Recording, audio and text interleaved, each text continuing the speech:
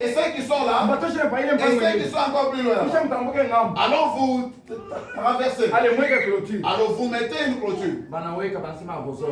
Ça va se faire dans bateau sikaka. Pendant qu'ils pouvaient penser à cela, d'autre part, on était en train de comploter contre eux. Même si tu es dans l'essence, tu dois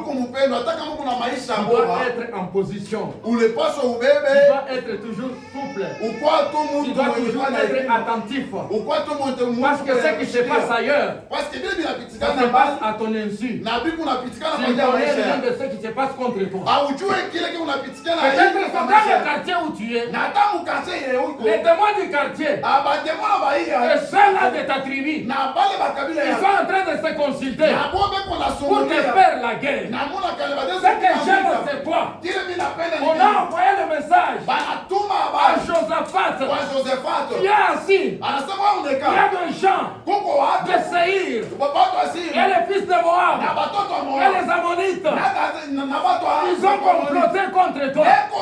Ils viendront te faire la guerre. Ils veulent te faire la guerre. Ils veulent t'abattre. Ils veulent te faire disparaître. Peut-être c'est ton cas ce matin. Mais je suis venu t'annoncer que ton Dieu en qui tu as crié en ce lieu, il dit ceci, ils te feront la guerre. Ils te feront la guerre. Ils te feront la guerre. Ils te feront la guerre. Certainement ils te feront la guerre.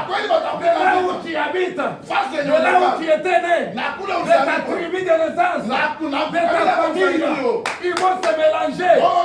Ils vont se comploter. Ils vont se mélanger. Ils vont chercher à te faire la guerre. Mais ton Dieu te dit ceci. Certainement ils te feront la guerre. La guerre n'est pas exclue. Même il a un chrétien authentique. Même pour le pasteur. La guerre n'est pas exclue. Parce que Josaphat, il était roi. Mais la guerre ne l'a pas gagné. Mais ils te feront la guerre. Ils ne te vaincront pas. Mais Amen. Amen. Maintenant, quand est-ce qu'ils ne te vaincront pas? La parole de Dieu n'est pas un slogan. La parole de Dieu, nous devons nous l'approprier et la mettre en pratique. L'exercer. C'est alors qu'elle sera pour nous la défense contre l'armée de l'ennemi. Amen, amen. Amen. Que Dieu nous bénisse. Mungu atubariki. Haina slogan. C'est aina kusema sema bure. Bana wakwambia sinono. Baye ko ebisao. Sasa mshapenda sana ba profeti